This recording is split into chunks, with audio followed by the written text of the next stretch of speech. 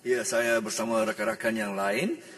Pertama-tamanya merakamkan betapa setelah 30 tahun cukai dipungut, hari ini kita berdepan dengan sebuah RUU yang mahu mengesahkan tindakan yang selama hari memungut cukai daripada rakyat dengan dalam keadaan perkara ini.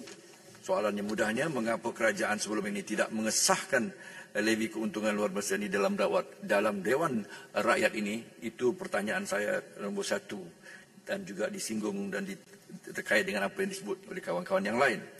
Kedua, Datuk Ibu Ketua, saya ingin mengingatkan juga kepada kerajaan Madani bahawa akhirnya sebuah independent analysis dengan izin, sebuah kerajaan untuk menjana sebuah ekonomi yang mapan, yang vibrant, yang punya kecergasan.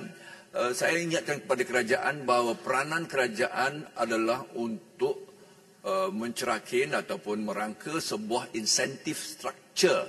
Sebuah, dengan izin itu istilah susah saya nak cari terjemahannya. Sebuah incentive structure ataupun yang akan dapat menggalakkan mereka yang punya kapital, industrialis, kapitalis, yang akan melabur, yang dengan kata lain dapat menjana akhirnya cukai untuk kerajaan dan untuk rakyat. Dalam pada itu, digunakan cukai itu untuk mengagih semula dengan izin redistribution of wealth, creation of wealth, penjanaan kekayaan. Itu peranannya kerajaan untuk memberikan insentif yang betul supaya jangan terlalu menekan, jangan terlalu longgar, dan pada waktu yang sama mengagihkan semula kekayaan itu yang disebutkan dalam istilahnya pengagihan semula kekayaan, redistributive of wealth and justice, dengan menjalankan apa yang dikatakan the second aspect of fiscal tool, alat kedua daripada fiskal ataupun kaedah fiskal itu memberikan subsidi.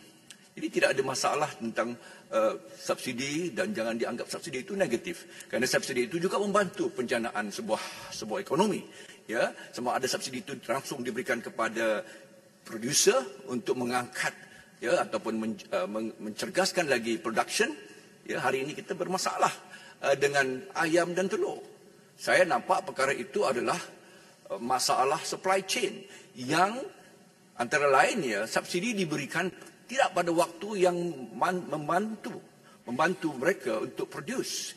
Dengan kata lain, kalau subsidi lewat, dia akan mengganggu kealiran tunai producer, terutama yang bukan yang besar-besar, yang sederhana, yang kecil. Keduanya, saya lihat juga persoalan supply chain ini, apabila kita sudah contohnya dari sudut ayam dan telur, saya kembali kepada perkara yang paling asas, setelah kita tutup dan blok, kita halang dan kita ban ekspor, kita juga perlu memberikan apa yang dikatakan pasaran-pasaran baru. Kita sebagai kerajaan perlu membuka ruang itu.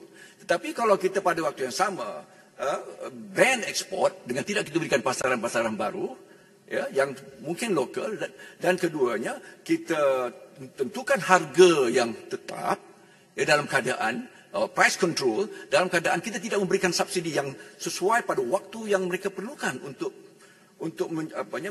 mengeluarkan apapun produk mereka, ayam, telur dan sebagainya, kerana mereka tidak terbantu. Lalu saya ingatkan sekali lagi, antara tugasan pertama fiskal sebuah kerajaan itu adalah memberikan insentif structure yang akan dapat menggalak pertumbuhan producers, dan juga pada waktu yang sama subsidi kepada consumers, kepada pengguna rakyat, supaya mereka berpeluang untuk membeli, ataupun mereka berpeluang untuk berbelanja. Itu yang dikatakan sebagai subsidi kepada consumer, yang hari ini kita terbantu kerana kita memberikan pelbagai subsidi dalam apapun bahan bakar, daripada petrol, minyak masak dan sebagainya. Itu membantu pengguna. Jadi pada akhirnya pengguna dapat purchasing power. Mereka punya kuasa membeli, kuasa berbelanja. Yang dengan kata lain juga kita menjana pertumbuhan. Datuk Yang Di-Pertua, perkara ini saya mahu sebutkan kerana saya khawatir terkadang kali dengan tidak kita sengajakan sebuah kerajaan menzalimi sama ada supply side atau demand side, sama ada producer ataupun consumer.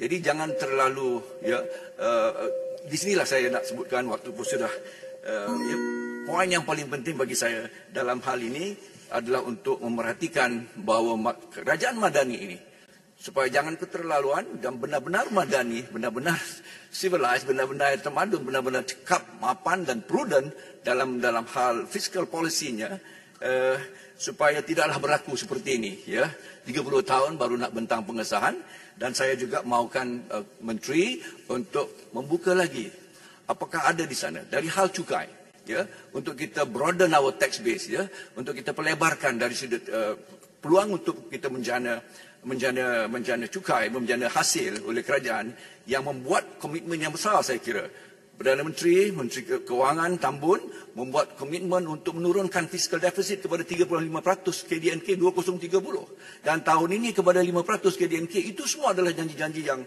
besar yang memerlukan sistem cukai, sistem cukai dan juga perbelanjaan subsidi dibuat secara prudent. Dan saya ingat sekali lagi bahawa inilah peranannya sebuah kerajaan, to provide the correct incentive structures, dengan galakan-galakan yang baik supaya good and services, perkhidmatan dan tawaran-tawaran produk kita akan dapat menjana, lebih lagi merajakkan lagi ekonomi kita. Terima kasih, Datuk. Terima kasih Kuala Selangor. Saya jemput Menteri menjawab.